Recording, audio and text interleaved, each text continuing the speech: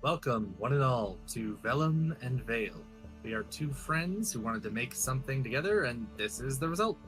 I'm Bernard, your lore master, and with me is Jen, the bear chief. We hope you enjoy our first experiment, a one-on-one D&D 5e game. And if you do, we ask you to please like, comment, and subscribe. With the introduction and a standard social media spiel out of the way, Jen, please take it from here. Sure thing. How this is going to work is that Bernard is the game master and I am the player. But instead of my character being all alone, Bernard and I have put together a few party members to join her. This is inspired by RPG games like Dragon Age and Baldur's Gate, games we both have loved for a very long time. My character will try and lead her party to victory, and I'll control them in battle, but Bernard will give them dialogue, emotions, and descriptions of their actions. Our first game is a playthrough of Dangerous Designs from Explorer's Guide to Wildmount. Please note that we have no association with, nor are we sponsored by, Wizards of the Coast or Critical Role. Everything that belongs to them still belongs to them, and we are operating under fair use. What belongs to us is the characters we make, our voices, etc. More information in the description. Okay, enough preamble. Now onwards to the video. Welcome back to the campaign of Dangerous Designs, brought to you by Vellum and Vale. As always, I'm Lore Master Bernard. With me is Jen the Bear Chief, and we're going to continue on with our one-on-one campaign.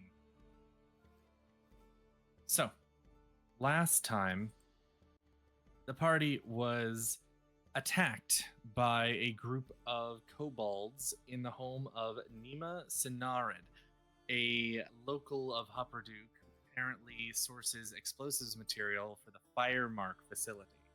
Her employer had asked the party to check on her as the gnome had apparently been sick for about 3 weeks running, which seemed very unusual to Honoria and her company. Checking out the house, they found that the person inside, according to a certain tiefling cleric's ears, didn't sound like a gnomish individual. And so Bastion was asked to open the door, and open it he did with his foot. Looking inside, no one seemed to be there. But as Honoria stepped to the side to allow Hilda entrance, she looked up and pointed there, and a kobold descended from the ceiling, shouting, "No witnesses!" From there, the fight ensued. This group of kobolds attacked the party, and knowing that there was the danger of bodily explosion, similar to their first encounter, the party was careful and deliberate with their placement in the small dwelling, and actually managed to take 2 of the kobolds captive. Tying them up and finding a clue in Nima's house regarding a cavern at the top of a waterfall that apparently she has visited in the past. Interrogating the kobolds confirmed that they came from Jorhas, they were hired by a drow, and that they serve someone called the Master, who hates the Empire and Hupperdook. And as long as the party doesn't kill them, the kobolds will take them to the Master's lair. Which also, Melowin was able to get confirmation of the kobolds that Skenzabris is at this location. The party decided to rest up and then ascend the mountain with the kobolds in tow. And that is where we left off last time. So, you are in Hupperdook, specifically in the home of Nima Cinnarid, sans the owner herself, with the 2 kobold captives. You do have enough time for a short rest if the party has not already been through that. Yeah, I believe. Yes, I put everybody through a short rest already. Perfect. All right. And is there anything you want to discuss or otherwise do during that time, after that time? Okay, we're gonna bring both of these kobolds up with us, huh? No, because I think we got everything that we wanted out of them. Maybe we should try to discuss a plan? Your party is fully willing to discuss a plan with you regarding going after Zabris and the kobolds and their master. Yeah, we should probably try and think of something. Bastion nods. Well, I certainly think that we got to be prepared for one. Probably the rest of the kobolds probably have those explosive get ups on them. So we got to be careful about that. Do you think that means they have like little, you think that they have like bombs and stuff too? Oh, good Just point. like the throwing kind? Yeah. Maybe? Do you? And I look at the kobolds. Like kobolds like look at each other, look at you, and one says, well, I don't think the master would want us using that kind of stuff for the most part. Mostly we just like like bombs and stuff. That's like, you gotta get permission for that. So, okay. Is there anything up there that we have to look out for? Other than the obvious, the ones on watch?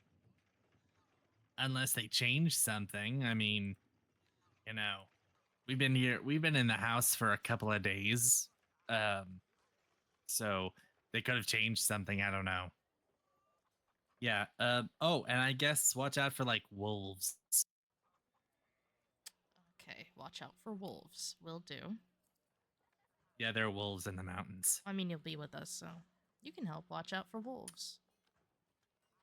Oh, right. Yeah, we'll watch for the wolves. We'll watch for the wolves. And we should probably just try Melwin to is like knock adjust- everyone oh. unconscious. Melwin, who is, adjusting the strings of her viol, says, well, that did work decently for us this time. And, it's helpful to get further information. Plus, I bet the Watchmaster will probably be rather happy to have more evidence of this plot, I guess. Whatever this plot is. This all just seems so weird. Yes. She like looks at the kobolds who like look a little intimidated by her because of like some of the things she's like said and done. And she just kind of like narrows her eyes at them. Do you know your master's plan? No, we don't know. They like both are answering very quickly, shaking their heads, clearly not wanting to displease Melwin. No, we don't know. We don't know. We don't know. We don't know nothing. You don't know nothing. You realize you've given me a double negative, which means you know something. No, we nothing is what we know. We don't know anything. Oh, it's fine, really. The use of a double negative in the common language is not actually that big a deal. I was just messing with you. Oh. It's funny, right? And the other kobold's like, yeah, yes, very funny, very funny. They are terrified of you, and it is hilarious. They understand how close death is to their lives at this very moment. The kobolds are like, you're like, kobolds don't seem to sweat very much, but you imagine like there's some sweat happening. Hilda just like is cleaning her equipment. I wish that we did not have to engage in such violence. If we can talk anyone down, it'd be nice, but well, I guess it is just the nature of such things at times, but it would be nice. I mean, you could try. Mellowin can try. Bastion can try. I should Probably not. best if, yes, probably best if Melowin does it. I am frankly not the best when it comes to talking. Better than me. I've been told I am, I've been told that on occasion I can talk my way out of something, but it's not like I'm good at it. Anyway, if we get up there and Skenzabris is there, I mean, we're just going to try and arrest her, yes? Knock her out if we have to, but definitely arrest her. That's the Hmm. whole point of this thing. Hopefully we can take her alive.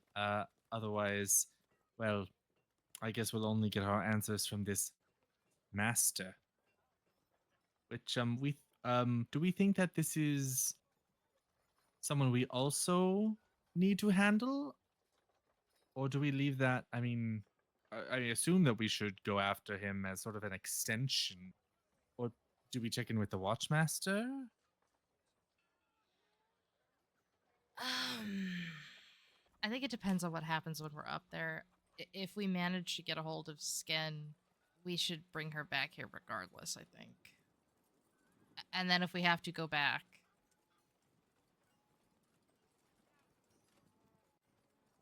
Hmm. just Melowin's not at her Okay. full strength today. At the moment, anyway. I suppose if we wanted us to be at full strength when we handle Skenzabris, I mean, it's unlikely that they'll realize that we have stumbled upon these kobolds pretending to be Miss Cinnarid.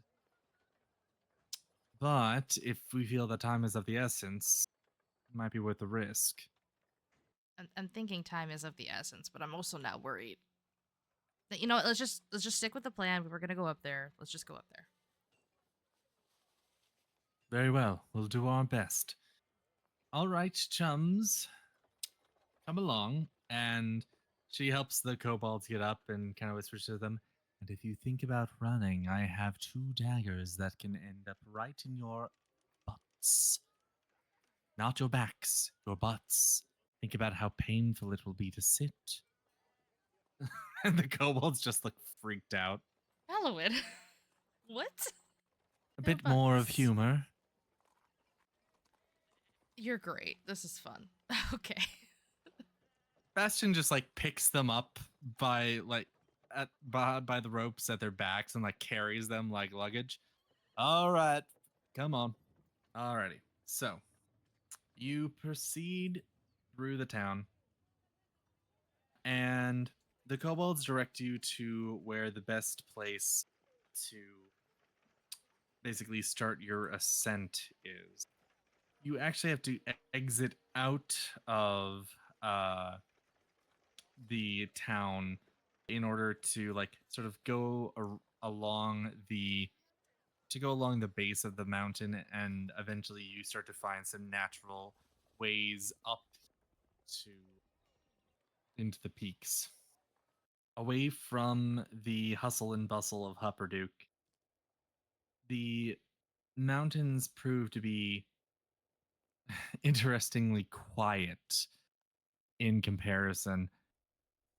The wind, which normally is mixed in with, the blow of hammers, the crackle of a forge, maybe a distant explosion. Stark contrast in comparison to that din. But you start making your way up into the mountains at the kobold's direction. As you make your way upward, I would like you to roll a d8. 7. 7. As you are making your way up into the mountains, you hear a distant animal sound.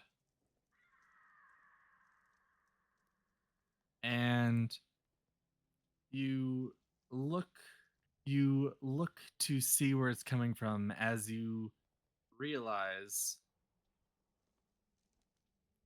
a creature is flying towards you from another peak nearby. You see, at first you think it's just a large predatory bird, but instead of just a bird, it has the back half of a horse and large front claws as it dives towards you. What is your response? She has thaumaturgy. You want to try and have her make like a big noise to scare it off? Yes, I would love that. Okay. I would like you to make a performance check For Hilda. with Hilda. For Hilda, Okay. yes. 15. 15. Okay. So, what kind of noise would you say Hilda makes in this moment? Like a loud roar of something. Maybe like a bear, something big. All right. This is so silly. So, so at your suggestion, Hilda uses her magic and draws on perhaps an experience of hearing a large bear in the past, and you just hear roar into the air as the hippogriff suddenly like banks and peels away, and it seems that the about to be predator has decided it doesn't want to be prey for whatever made that sound. Oh, that was awesome, Hilda. Okay. Oh, thank you. I'm glad that worked. Oh, hippogriff. I have not actually seen one of those before. Well, hopefully it doesn't come back. Yeah, hopefully he should go. All right, the kobolds were like shaking in their ropes, Oh, we could have and now just they seem tossed to it have one of the relaxed. kobolds. And one of the kobolds like, "What?" We would never. Hilda is like, "Now I think that is a little too dark for jokes." Billy, Hilda. Melwin, did you think it was funny? It is somewhat funny. Also, I mean, if we're speaking pragmatically, and at this, like, Bastion is like, we're not tossing anybody to anything if I can help it. I'm putting my foot down on that. It was a joke. A man of moral character. Admittedly, sometimes feels like that's all too rare these days. Honoria is just looking between the two of them like, huh? Yeah, well, somebody's gotta be, I guess. And Hilda just looks a little uncomfortable. Okay. We should go. I will try not to make jokes ever again. Oh, no, you can make jokes. Just, kind of morbid, isn't it? Mellowin says, like, dark stuff all the time, and nobody says anything to her. Well, most of the time we're not trekking through a mountain and I'm not carrying two actually bound captives. I mean, it's not, it's fine for the most part. Just when you And get I'm just a gonna little walk. too... Oh, get back here. And your party trudges on, perhaps debating, like the importance of humor, the lines of, like, what kind of crosses a line, perhaps, or Honoria's like, it's just fine. like, It's fine. It's fine. All right, so We should probably try to be All right. stealthy, I say as I look at Bastion. When we get yeah, because closer. that's gonna go real well for me. Well, you could at least try. I'll try. I can't guarantee anything. I'm big and I'm covered in armor. And you too. You be quiet too. You didn't say anything. I mean, when we're trying to be quiet. Okay. Oh, I think Hilda anyway. needs to. Yeah, Hilda too. Hilda has armor. They All both right, have disadvantage. so- Oh no. It takes a few hours for the kobolds to lead you through, like, basically you have to like zigzag a bit because there's no actual like path or road up to this spot. You would have to like go a little ways away from Hupperdook and then kind of double back and then back and forth a few times until you actually get near to where you need to be. But eventually they say that you are coming up on what you need to find. Roll stealth checks for everybody. Honoria has a 19. Very nice. Mellowin has a dirty 20. Very nice. Bastion has a 0. Oh no! Oh wow, Hilda did well despite everything, and Hilda got a 16. You know, it could have been worse. It could have Could been. have been worse. He got a 0. Oh, natural 1 Yep. -1. Alrighty. Well, you proceed through the mountains, and you start to hear the sound of rushing water as you realize that the air opens up to the left of you, and you see down below what appears to be Hupperdook. And you can see the source of the sound, which is the top of the waterfall that descends towards Hupperdook. And the Silver Falls around it, the rocky earth is a deep, rich red color. The kobolds direct your attention to a rock shelf that is about 10 feet wide and is covered in reddish mud. It leads seemingly behind the falls, and they say that there is a cave behind there. And okay, so how does like the guard or whatever, are they just gonna be in front or? There is a guard post inside the cave. There's usually at least a few people keeping watch there at any time. So they say like they'll probably just be like playing cards or something unless they're on alert. Okay. You try to sneak up and see if what's going on. Do a little scouting. Sounds like a plan, boss. All right, so you want to try and stealth ahead to see who or what might be in this cave that your kobold captives are concerned about? Yes. Give me a new stealth check, please. 23. All right, so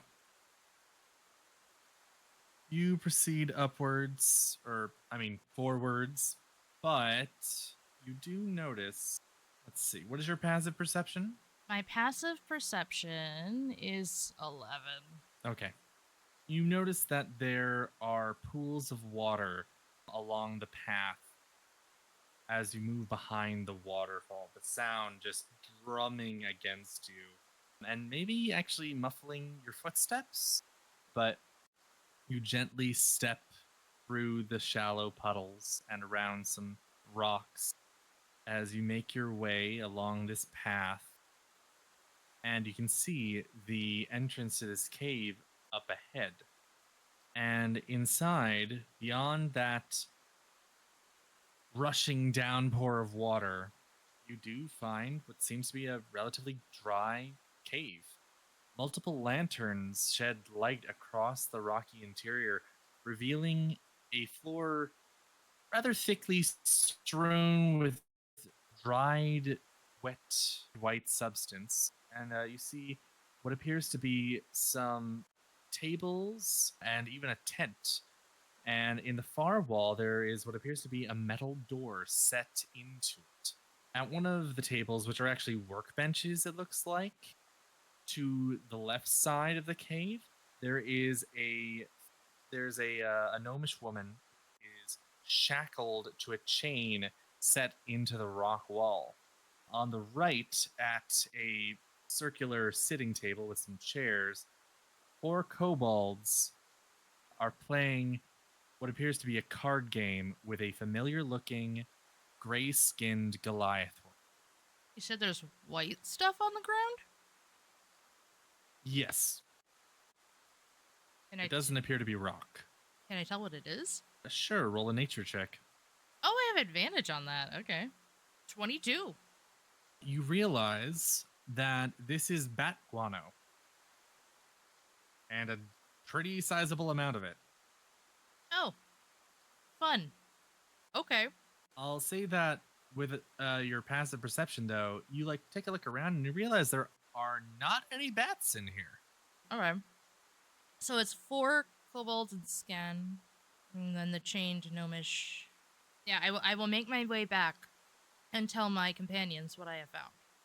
So, making your way back over to them, they like kind of consider this possibility. Well, we could all try sneaking up on them, get the drop on them, but you know, for me and Hilda, it's not the easiest thing to do. If you try, do you think you could maybe sneak back in there, somehow free? I mean, that woman that you saw, the gnomish lady. Do we think that's like Nima Cinnarid? It could be. Was there a way I could sneak up to try and get her out? There was nothing blocking the view between the table with Scan and the kobolds and the gnomish woman. So you'd basically be banking on them not like paying attention in her direction. Okay. Yeah, I don't know if I could do that. Plus, I can't like. Yeah, I can't like break her out of her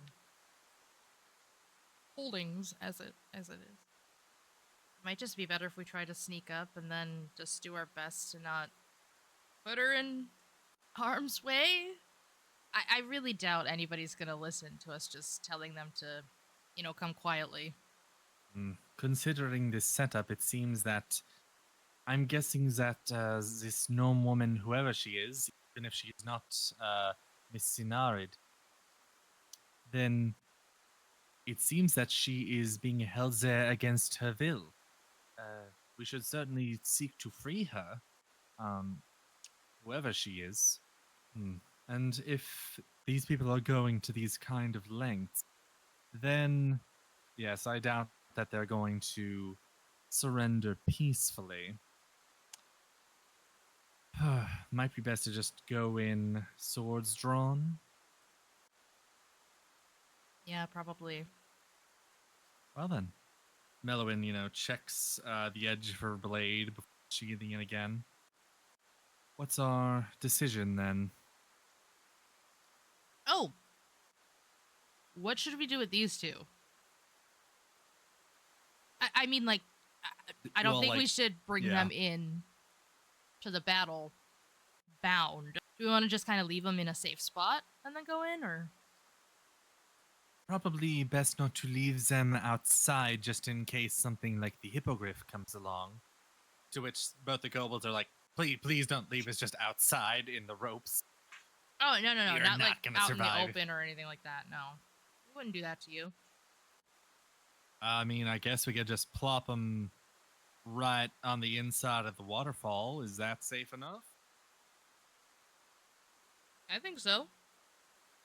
Not a bad plan. Yeah, that's fine with us. That's fine with us. All right. So that is what we will do.